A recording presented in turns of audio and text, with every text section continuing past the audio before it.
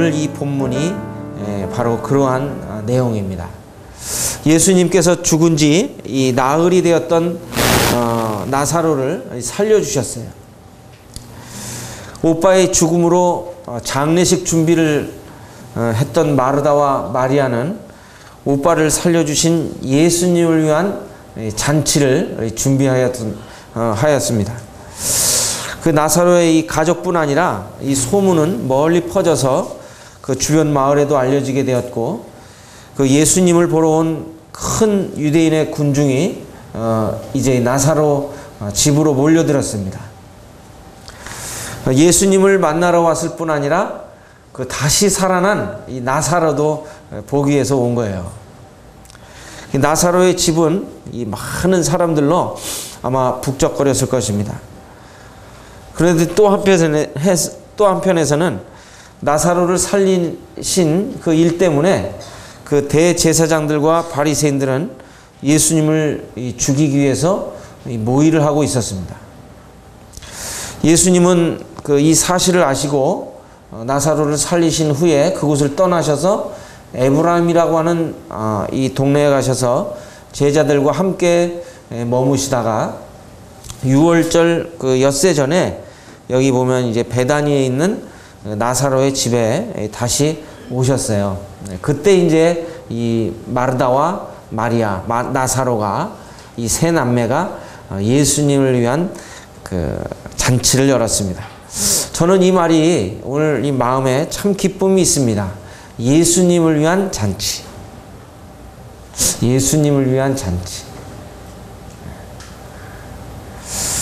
우리는 종종 우리 자신이나 가족들을 위한 잔치를 베풀지만 예수님을 위한 잔치는 혹시 베푸셨습니까? 어떠세요? 여러분 예수님을 위한 잔치 한번 열어보신 적 있으세요? 없어요?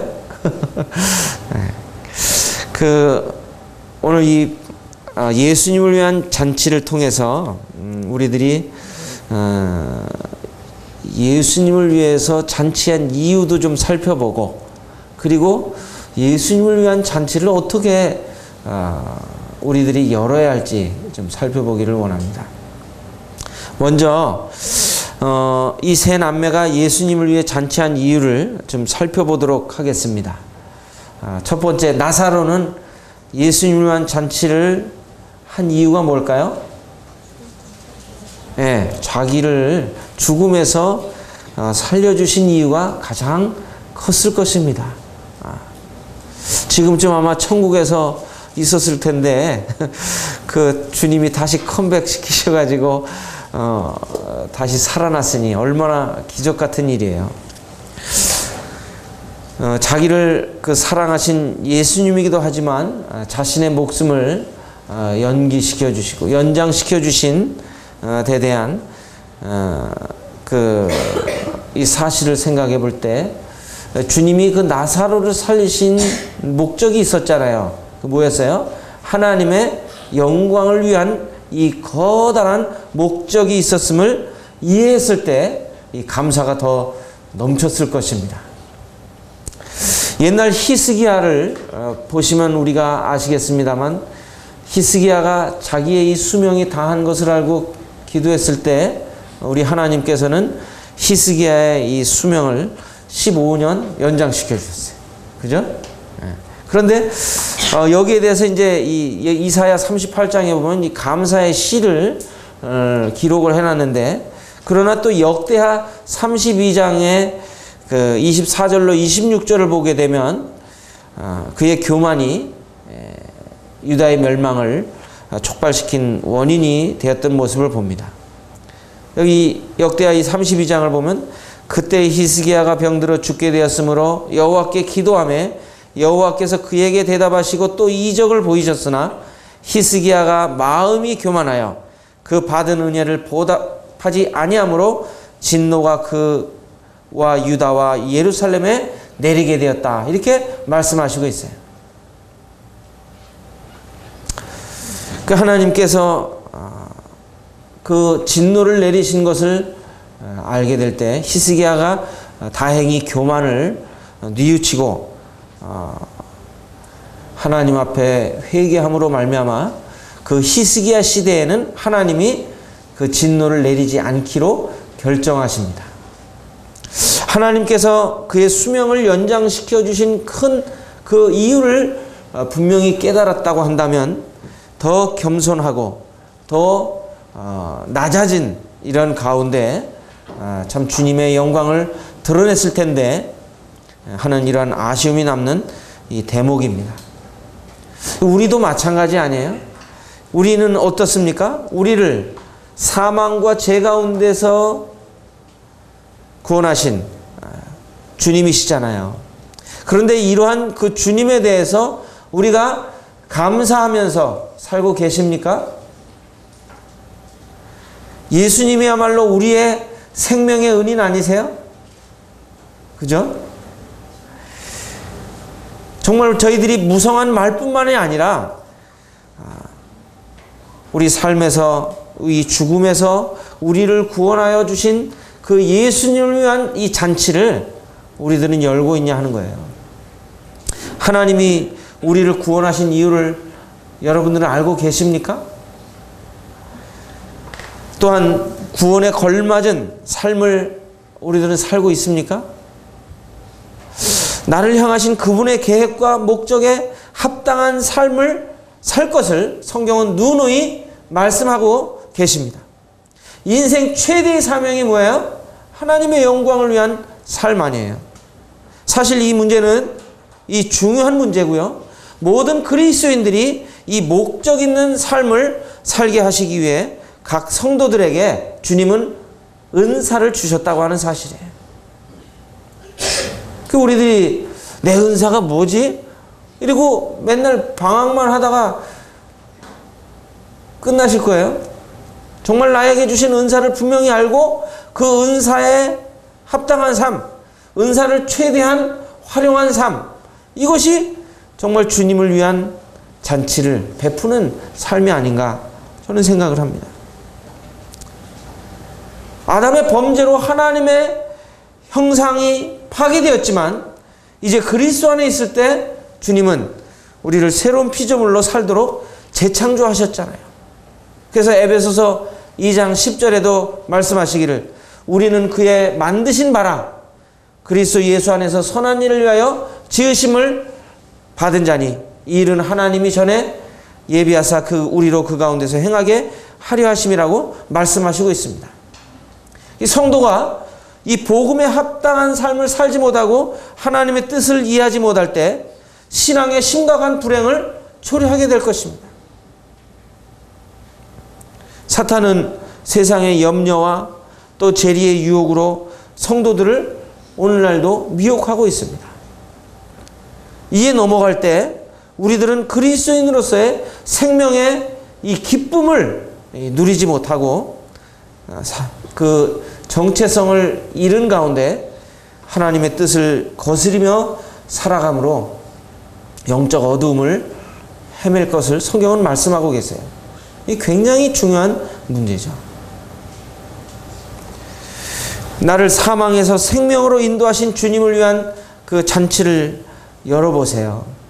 그렇게 될 때 우리도 영적 그 희열 속에서 주님과 동행하면서 그 영생의 풍성함을 누리게 될 것을 성경은 말씀하고 계세요.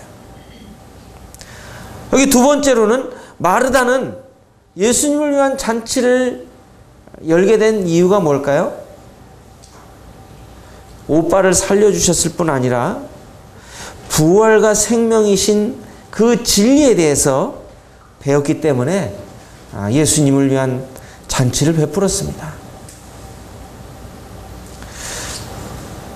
우리들이 하나님의 진리를 배운다고 하는 것은 얼마나 놀라운 일이에요. 세상에서도 우리에게 유익을 가져다 주는 지식을 선생님들이 전달해 줄 때 우리들 감사에 보답하지 않아요? 네, 거기에 따르는. 저희 교회에서도 우리 몇 자매님들이 그 한두 분에게 이렇게 한글을 가르쳐 주시는데요. 돈도 안 받고 가르쳐 주시니까 감사해서 늘 먹을 것을 싸우셔가지고 휴식 시간에 함께 드십니다. 덕분에 저도 곁들이로 맛있는 간식을 먹는데 우리 학생들에게 한번 물어볼게요. 자기를 기쁘게 해주는 아이들한테는 엄마한테 용돈을 받아가지고 선물하면서 나를 낳아주시고 길러주시고 또 올바른 길로 가르쳐주시는 부모님께 선물하신 적 있어요? 뭐 선물한 적 있는 학생들 한번 손들어 보세요. 한 명도 없네. 예은이가 손들라고 하는 거예요? 이게 심각한 일 아니에요?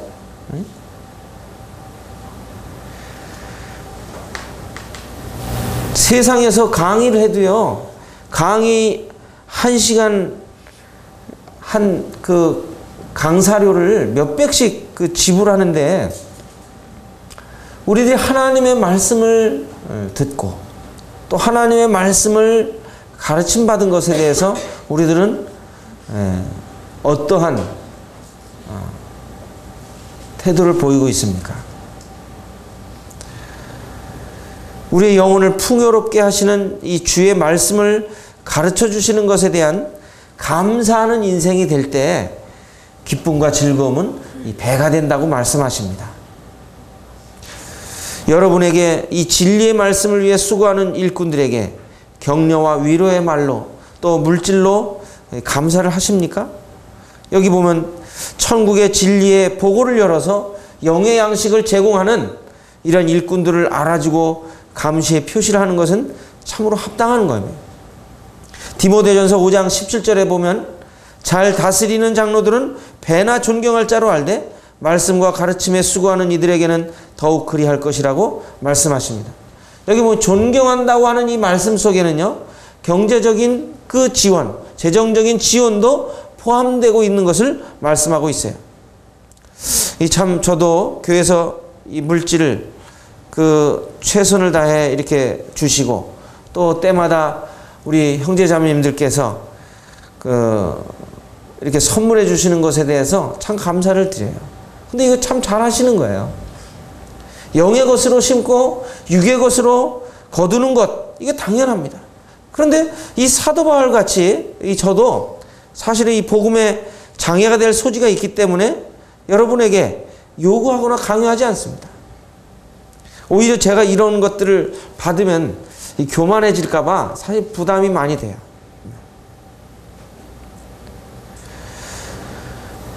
일꾼은 마땅히 전해야 할 바를 전해야 한다는 이 겸손의 태도를 가져야 됩니다.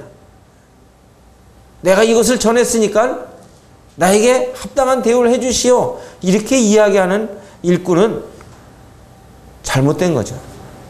또한 말씀을 듣는 성도들은 합당한 예우를 갖춰서 감사하는 교회가 될 때 아름다운 교회가 되게 되어 있습니다. 그래서 저도 참 성도님들께 말씀드리는 것은 저뿐 아니라 또 주일학교 교사, 또 중고등부 교사 이러한 분들에게도 격려와 위로를 표시하면 좋겠다 생각을 합니다. 우리가 직장같이 우리가 급료를 받고 일하는 사람들이 아니잖아요. 우리 주님의 일을 하는 거예요. 다 정말 주님을 사랑하고 주님을 위해 일하는 것입니다. 그래서 서로 섬기며 알아주는 것은 정말 그리스도 안에서 사랑을 나누는 아름다운 행위라고 하는 것입니다. 또 세 번째로 마리아는요, 물론 오빠를 살려주신 것도 있고 마리아는 또 한 가지가 이유가 있었을 거예요. 이 예수님이 자기의 마음을 이해하시고 이 동정해 주신 그 주님을 이 사랑함으로 잔치를 준비했을 것입니다. 마리아는 좀 뭔가 내성적인 성격의 그 말로 표현을 잘 하지 않지만 이 주님을 깊이 사랑하는 이 무언가가 있었을 것입니다. 그래서 주님을 그 사랑하는 자들이 이 주님의 이 사랑을 느끼기 마련입니다. 하나님의 사랑은 선인에게나 악인에게나 똑같이 내려주시지만 어떤 분들은 그 주님의 사랑을 더 깊이 깨닫는 성도들이 있습니다. 그래요, 안 그래요? 정말 주님의 사랑의 그 깊은 맛을 아는 성도들이 있어요. 이 주님의 위로가 우리에게 넘칠 때 이 주님을 향한 감사와 예배가 풍성해지는 것입니다. 그래서 그리스도를 아는 지식에서 자라가는 것이 중요한 거예요. 우리가 날이 갈수록, 해가 더할수록 이 주님의 사랑이 커지는 이유가 뭔가요? 그것은 우리가 주님을 얼만큼 아느냐에 따라 그 주님의 사랑의 깊이와 넓이와 깊이가 더해가는 것입니다. 오늘날 현대인들의 고통이 뭐죠? 자기를 이해해주는 사람을 찾지 못한 고통 아닙니까? 군중 속의 외로움이에요. 그래서 사람들의 이야기를 가만히 들어보면 자기의 마음을 털어놓을 멘토가 없어서 힘들어하는 모습을 봐요.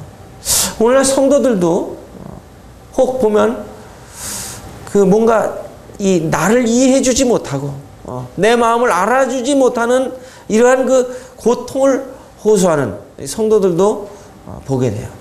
혹시 이 가운데 그런 성도님들 안 계세요? 그래서 이러한 것들이 이제 더해갈 때 우리는 때로 주님조차 우리의 마음을 이해하지 못한다고 생각할 수 있어요. 그래서 주님께 원망도 하고 불평도 합니다. 그러나 우리가 말씀을 이렇게 깊이 묵상해 볼 때, 또 말씀을 이렇게 정말 조용한 시간에 읽어볼 때 주님께서 우리를 얼마나 사랑하시는지 알게 됩니다. 주님은 필요할 때 합당한 말씀으로 위로와 격려와 도전을 도전을 주시는 분인가를 알 필요가 있는 것입니다. 세상의 친구들은 나를 버리고 떠나도 주님은 나를 결코 버리지 않겠다고 약속하셨습니다. 이 약속의 말씀을 우리들이 굳게 붙들 때 우리들 결코 외롭지 않을 것입니다. 시편에 보면 그 시편 기자가 나는 외롭습니다. 나는 광야의 당아새와 같습니다. 그러면서 막 그 주님 앞에 고통을 호소합니다. 주님을 믿는다고 그 외로움에 젖지 말라는 법은 없습니다. 그러나 이러한 가운데에서 우리들이 주님께 나아가는 용기를 갖게 될 때 이 주님 말씀을 통해서 우리는 참 위로를 얻게 되는 것입니다. 주님을 알아갈수록요, 주님이 얼마나 나를 섬세하게 인도하시고 보호하시는가를 깨달아 알고 감사하게 될 것입니다. 여러분, 우리 시편 139편 2절을 함께 보시겠습니다. 시편 139편 2절부터 4절까지입니다.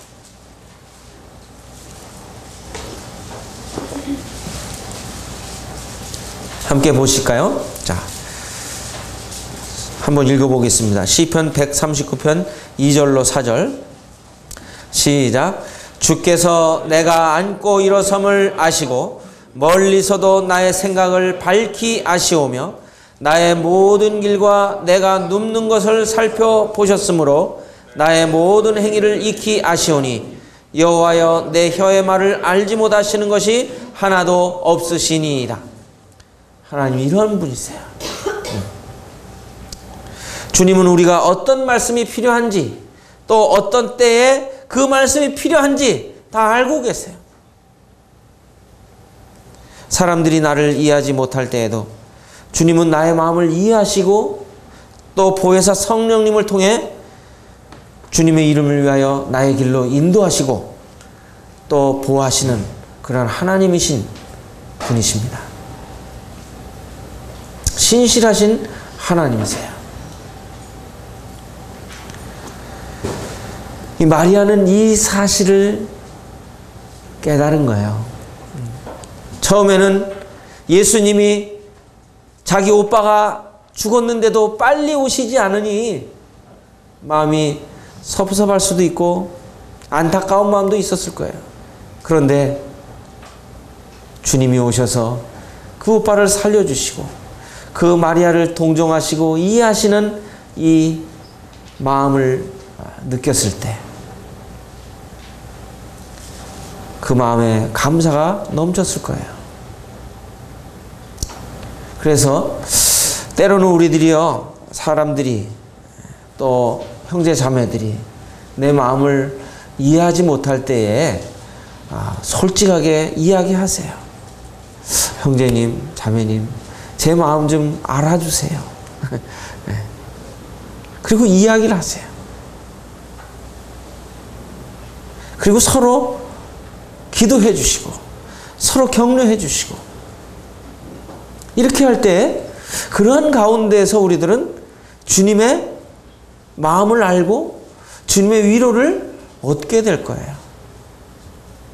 이 교회는 바로 이러한 주님의 위로와 격려와 또 주님이 나와 함께 하시고 나를 이해하시고 나를 돌보고 계신다고 하는 사실을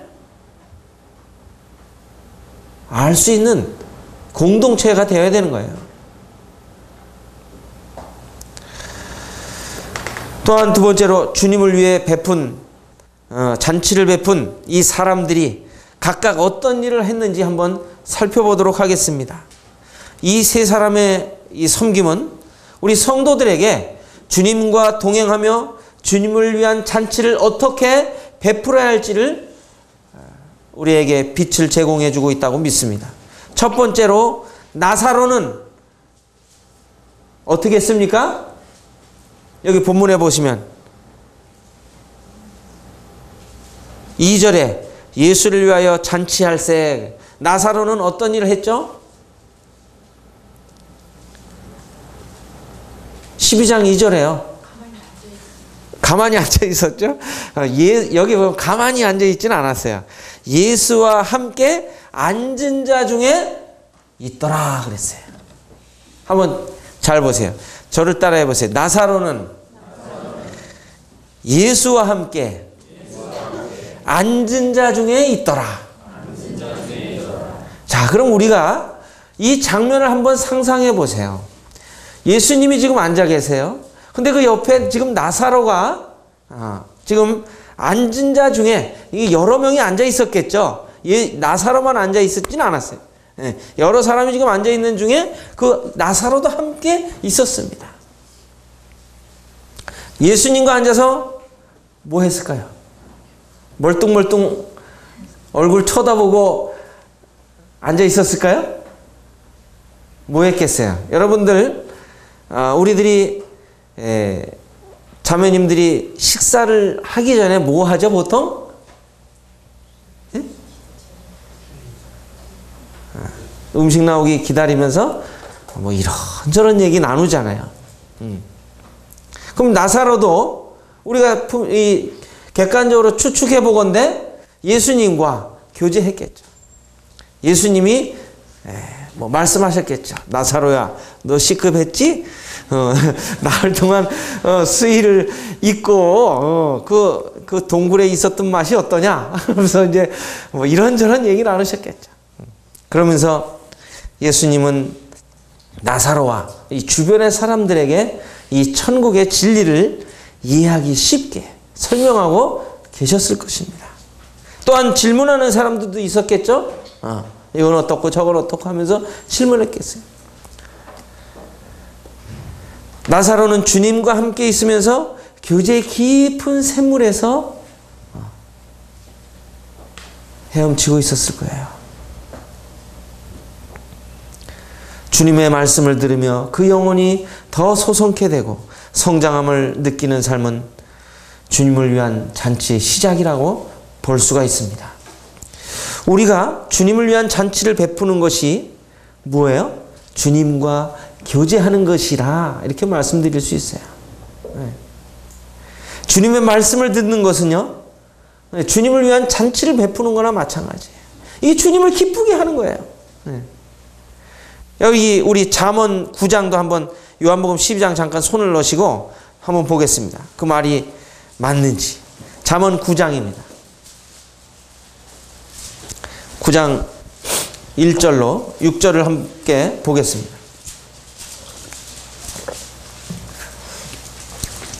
제가 빨리 읽어 드리겠습니다. 지혜가 그의 집을 짓고 7 기둥을 다듬고 짐승을 잡으며 포도주를 혼합하여 상을 갖추고 자기의 여종을 보내어 성중 높은 곳에서 불러 이르기를 어리석은 자는 이리로 돌이키라. 또 지혜 없는 자에게 이르기를 너는 와서 내 식물을 먹으며 내 혼합한 포도주를 마시고 어리석음을 버리고 생명을 얻으라. 명철의 길을 행하라 하느니라. 이 잠언에 보면 지혜와 어리석음은 둘 다 사람을 초청하는 집을 가지고 있었습니다.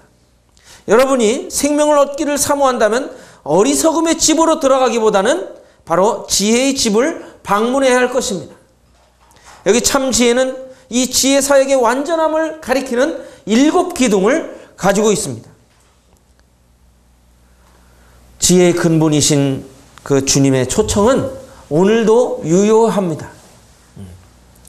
주님과 교제하는 시간과 장소를 마련하는 것은요, 주님을 위한 잔치를 베푸는 것과 같은 것으로 이 주님으로부터 세상이 얻지 못하는 이 신령한 축복을 누리게 되는 경험을 하게 될 것입니다. 여러분, 시간을 쪼개서 시간을 내셔야 됩니다. 그리고 조용히 골방을 만들어서 그 골방 속에 들어가서 주님께 기도하면서 주님의 말씀을 묵상하며 주님과 인터뷰를 하세요. 그 말씀을 읽는 행위는 주님의 말씀을 듣는 행위요, 기도는 주님께 우리의 생각과 마음을 말하는 행위입니다. 그래서 이 말씀과 기도를 통해서 주님과 교제하게 될 때 우리들은 주님으로부터 나오는 영생수를 충분히 마시게 될 것입니다. 그래서 여러분들 지금 계속 말씀 보세요. 말씀 계속 보셔야 돼요. 말씀 읽으셔야 돼요. 읽으시면서 주님이 나에게 주시는 그 영적 의미와 그 교훈들을 캐내야 되는 것입니다. 두 번째, 마르다는 뭐 하고 있었죠? 여기 12장 2절에 보면 마르다는 뭐 하고 있었어요? 예, 여기 보면 간단하게 나오죠. 마르다는 일을 하고, 예, 마르다는 일. 무슨 일을 했을까요? 예, 그 지금 예수님과 또 그 함께한 손님들을 위해서 음식을 장만했겠죠. 전과 같이 불평하면서 준비하지는 않았을 거예요. 전에는 어땠어요? 주님, 좀 말이야 그냥 앉혀 있지 않게 하고 좀 이렇게 같이 좀 일하게 해주세요. 우리도 일할 때 그럴 수 있잖아요. 우리 자매님들 열심히 일하는 자매님들 계신데 한켠에서 그냥 교제하고 농담하고 이러면은 속으로 그냥 부글부글 끓는 마음 갖고 계시지 않으셨어요?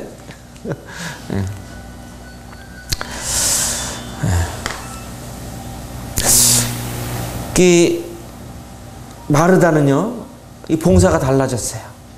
전에는 불평하면서 했는데 이제는 부활과 생명 되신 그 주님을 더욱 깊이 알고 믿게 됨으로 말미암아 이제 하나님의 공급하시는 힘으로 하는 것 같이 봉사했습니다.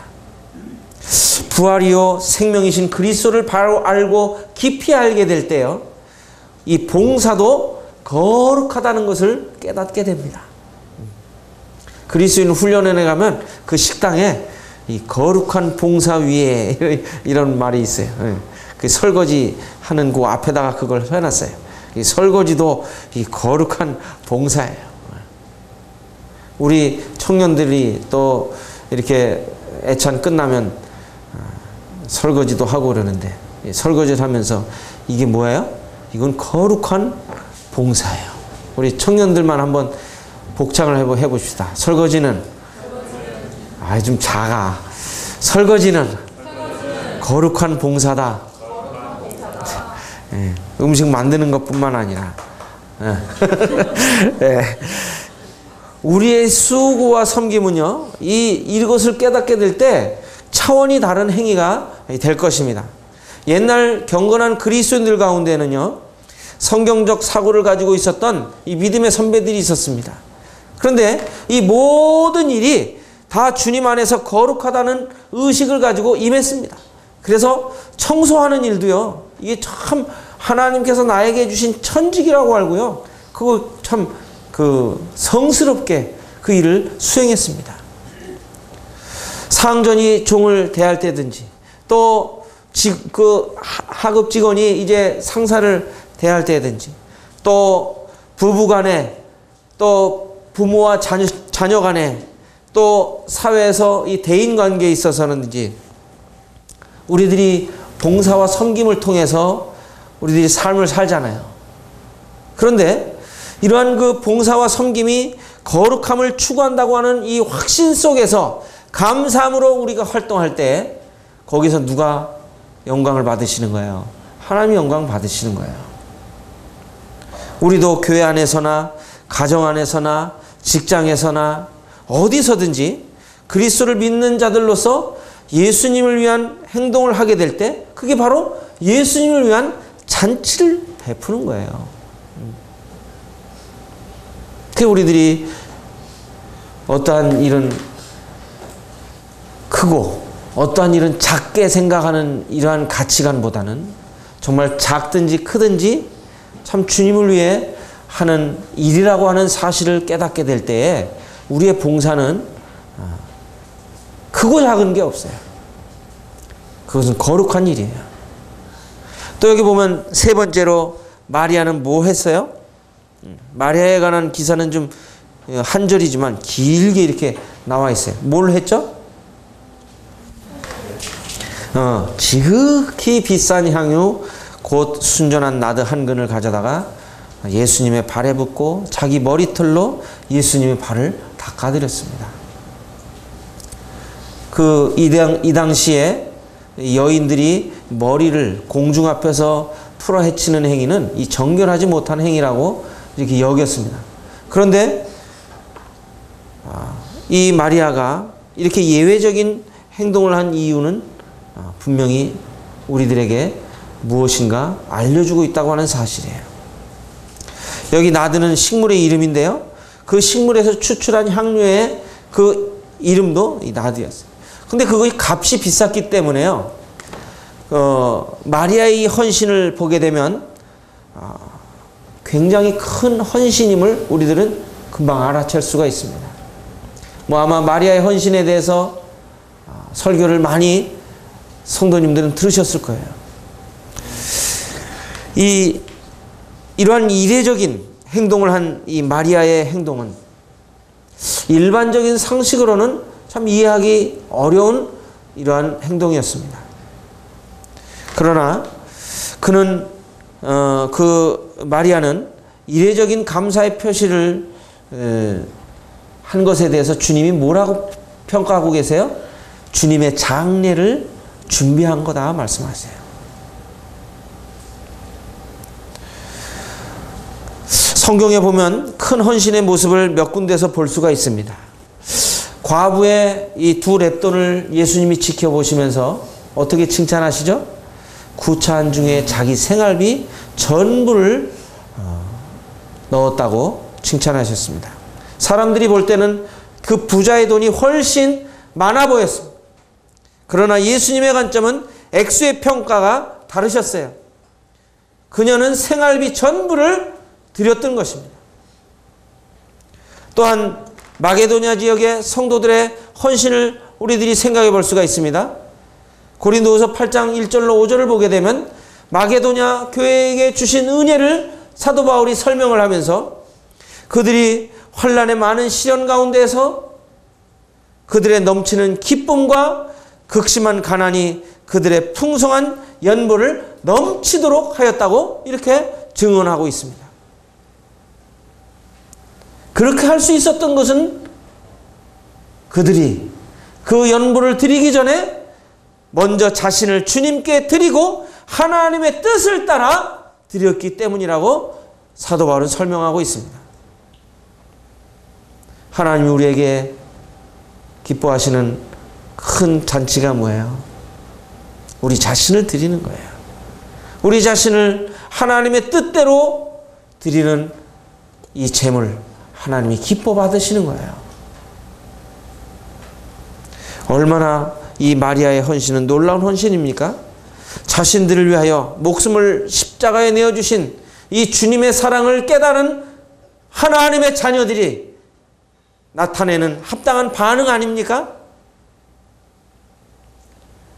말만 풍성하고 행동은 빈약했던 이 고린도 교회가 마땅히 본받아야 할 모델이 바로 마게도냐 지역의 교회들이었습니다. 지금 고린도 교회는 자기들도 헌신하겠다고 얘기를 했어요. 초대교회 성도들이 그 어려움 당하는 이런 것을 보면서 헌금하겠다고 했는데 말만 무성했고 뭔가 결과가 없었어요. 이런 것들을 생각한 이 사도 바울이 고린도 후서를 쓰면서 바로 이 마게도냐 지역의 이 성도들의 아름다운 이런 신앙의 모습을 이야기하고 있었던 것입니다. 또한 초대교회 성도들도 마찬가지였죠. 그들이 하나님께 회개하고 주 예수 그리스도를 믿었을 때 삶의 놀라운 변화를 가져왔어요. 그들의 재산을 모두 사도들의 발 앞에 갖다 놨던 모습을 봅니다. 그래서 여기 사도행전 2장에 보게 되면 그 믿는 사람들이 다 함께 있어 모든 물건을 어떻게 했어요? 서로 통용하고 함께 나눴었습니다. 세상의 본질적인 특징은 어디에 있습니까? 물질에 대한 욕구라고 볼 수 있습니다. 그래서 이러한 물질에 대한 욕구에 대해서는 사람들이 얼마나 철저하게 계산합니까? 요새 청년들은 이 더치페이가 이제 유행하게 돼요. 제가 한 80년대 일본을 갔더니 청년들이 이 더치페이를 하더라고요. 근데 한국도 이제 점점 그런 문화가 이제 뭐 사주고 이런 일들이 좀 드문 것 같아요. 그런데 이 주님을 믿는 그리스도인들에게 물질은요, 성도들과 함께 사랑을 나누는 매개체 역할을 하는 것입니다. 생활을 평균케 하기 위해서 물질이 사용되어지므로 진정한 사랑을 이 초대교회에서 우리가 볼 수가 있는 거예요. 우리 구리교회도요, 바로 이러한 일들을 통해서 주님의 사랑을 느낄 수 있어야 돼요. 이와 같은 헌신은 이 주님의 큰 사랑을 깊이 깨달은 자들이 나타낼 수 있는 아름다운 모습이에요. 주님의 몸된 오늘날의 교회에서도 이와 같은 이야기를 듣습니다. 경기도의 한 교회에서는요, 이 한 가정이 수입의 일정액을 선교를 위해 이 자신을 드린 그 일꾼을 돕기 위해 이 헌금하기로 이렇게 작정을 했답니다. 그래서 한 10가정이 한 선교사를 책임지는 이러한 일을 계획하고 실행에 옮기는데 아마 수십 가정이 여기에 동참을 해서 그 여러 명의 선교사들을 실제적으로 지금 지원하고 있는 이런 모습을 봅니다. 참 우리 구리교회도 몇 가정 되지 않습니다만 이 가정들이 이러한 일에 헌신되어지고 우리들이 조금 덜 쓰고 정말 복음을 위해서 수고하는 이러한 일꾼들을 위해 지원을 하게 된다고 한다면 참 이 일들을 통해서 하나님의 나라의 복음이 확장될 줄로 저는 믿습니다. 이러한 그 헌신된 삶을 살아갈 때요, 이 주님을 더 깊이 사랑하고 큰 헌신을 위한 삶을 살기 마련입니다. 여러분 평상시 주님과 성실하게 교제하고 봉사하는 삶을 사는 이 신앙생활은요, 더 큰 헌신으로 나아가게 만드는 것입니다. 우리들이 가정생활, 교회생활, 직장생활에서 작은 일에 충성되지 못하면 큰 일에 충성할 수가 없습니다. 나에게 주신 은사를 통해 주님의 그 몸된 교회를 섬기는 일에 훈련되지 않으면 큰 헌신의 기회가 와도요, 놓쳐버리는 일이 허다합니다. 때로 우리들이 교회에서 하찮게 보이는 일들을 하지 않고 중요한 일만 하려고 시도하는 분들이 종종 있어요.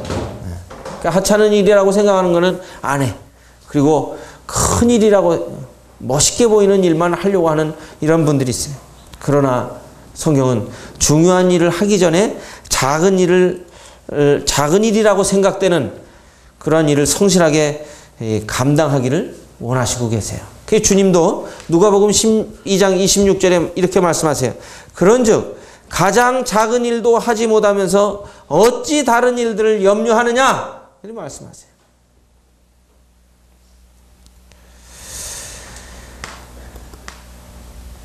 우리들이 큰 헌신의 이러한 이야기를 할 때 우리들이 교회 이 건축하는 이러한 문제를 얘기 드릴 수가 있어요. 여러분 우리가 교회 건축을 할 때 보면 여러 의견이 나올 수 있습니다. 뭐 많은 사람이 모여 의논을 하는데 여러 의견이 나오는 것이 당연하죠. 그러나 어떤 분들은 이 부정적인 방향으로만 대화를 끌고 나가는 분들이 있어요. 그 깊은 마음의 뜻을 알 수는 없지만 어떤 분은 자신이 헌신은 해야 되는데 하지 못하겠으니까 합리적으로 이유를 들어 반박하는 이런 경우들도 때로 있어요. 우리들이 하나님의 영광을 위한 일을 함에 있어서 우리가 다 같은 마음이 아님을 알 수 있습니다. 이 돈 없는 분들이 믿음이 좋아요. 저도 청년 때 교회 건축 문제가 나왔는데 재력이 있고 헌신할 만한 형제님들은 반대를 하는 거예요. 근데 저는 믿음이 좋았거든요. 돈이 없어서. 이제 우리 교회도 이 교회 건축을 위한 그 실제적인 의논이 있을 때가 있을 거예요. 그럴 때 우리 모든 성도님들이 정말 사심 없이 한 마음이 되어서 하나님께서 허락하시는 한도 내에서 힘껏 헌신의 기회를 잡게 되시기를 바랍니다. 여기 본문의 유다를 보십시오. 여기 한 번 말 잘못했다가 2000년 동안 그의 선하지 못한 행적이 만인의 입에 오르내리지 않습니까?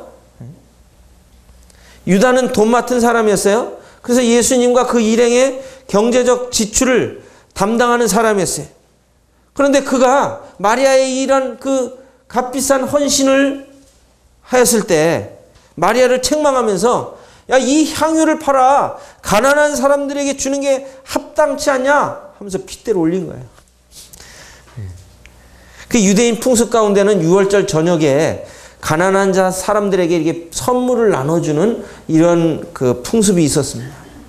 그래서 그의 마리아를 향한 이 질책에 나타난 외형적 모습은 어땠어요? 굉장히 합리적이고 타당해 보였을 것입니다.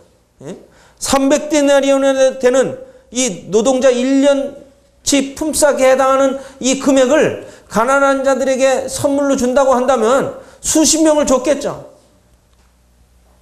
그러나 성경은 그에 대해 이렇게 증거하고 계십니다. 여기 6절 보세요. 6절을 보시면 이렇게 말하면 가난한 자들을 생각함이 아니요 그는 뭐예요? 도둑이라. 돈괴를 맞고 거기 넣는 것을 훔쳐감이로라. 이렇게 말씀하십니다. 그는 재정 출납부를 기록하지 않고 대충 그 재정을 정리했던 것 같아요. 그러나 재정에 예리한 시각을 가졌던 세리 마태도 거긴 있었어요. 그리고 11명의 지금 눈이 있는데 그의 비리를 몰랐겠습니까? 요한은 그의 불의에 대해 사실적으로 지금 묘사하고 있는 거예요. 그는 뭐예요? 도둑이었어요. 도둑. 마리아를 책망한 이유는 자신의 주머니에 넣을 몫을 잃고 있었기 때문이었어요. 제가 알기로는 지금 구리교회 재정 맡은 형제님들은 충성되어 재정이 부족하면 그 채워 넣는 것을 제가 말은 안 해도 알고 있습니다.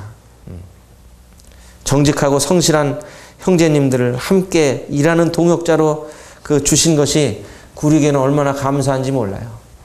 그런데 어떤 교회에서요, 실제 그런 일이 있었어요. 재정을 맡은 형제가 그 경제 사정이 얼마나 급했는지는 몰라도 교회 재정을 차용하여 쓰고 나서 그걸 갚지 못하니까 교회를 안 나와버려요. 참 이해하기 힘든 이야기를 제가 들으면서 참 안타까워한 적이 있어요. 사실 돈을 돌같이 여긴다는 게 쉽지 않습니다. 그렇죠? 여러분 돈을 돌같이 여기시는 분 한번 손 들어보세요. 예, 아마 이런 사람은 진짜 그 세상 사람이 아닐 거예요. 예, 저희같이 그 재정이 그리 크지 않을 때는요, 재정 감사를 꼼꼼하게 하지 않기 마련입니다. 또한 믿는 형제들이다 보니 이런 취약점을 그 자기의 이익의 기회로 삼는 유다 같은 사람이 있기도 합니다. 그래서 성경에 보면 재정을 운영하는 것은 교회 집사들이 해야 할 일인데, 디모데전서 3장에 그 집사의 자격은 이 장로의 자격에 버금가는 이것을 말씀하시고 있습니다. 그래서 이 집사가 영적, 도덕적, 사회적으로 높은 신뢰를 받아야 함을 알 수가 있는 것입니다. 우리들이 이 성경을 보게 될 때 이 큰 헌신은 작은 것에 충성할 때 가능한 것을 알 수가 있어요.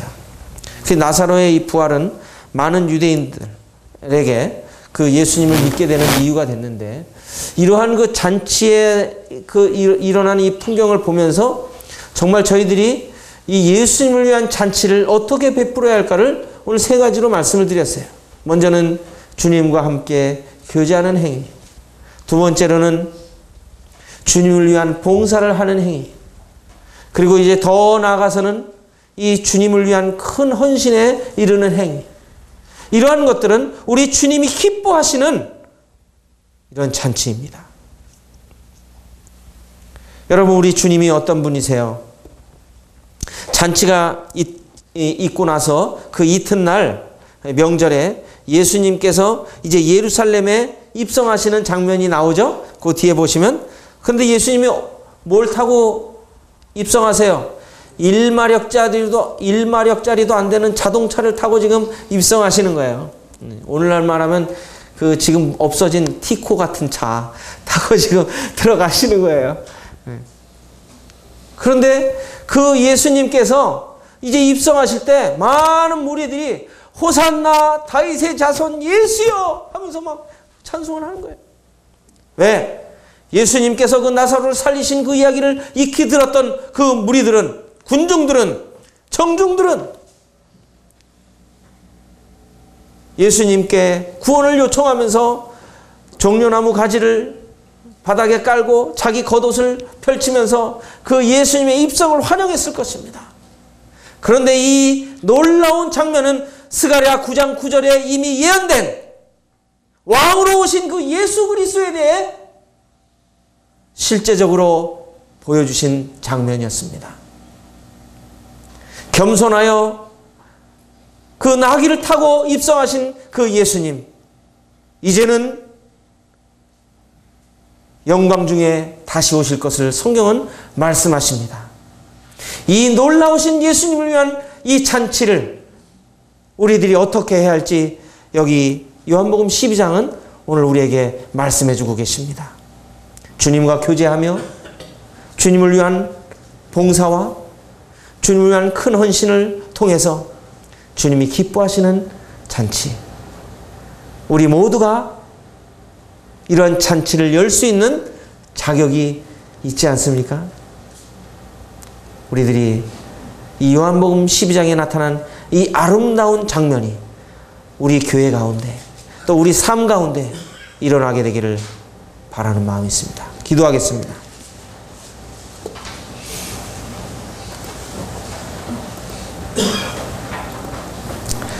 아버지 하나님, 참 우리 주님께서 나사로를 살려주심으로 나사로의 세 남매가 예수님을 위한 잔치를 베푸는 모습을 통해 저희들에게 주신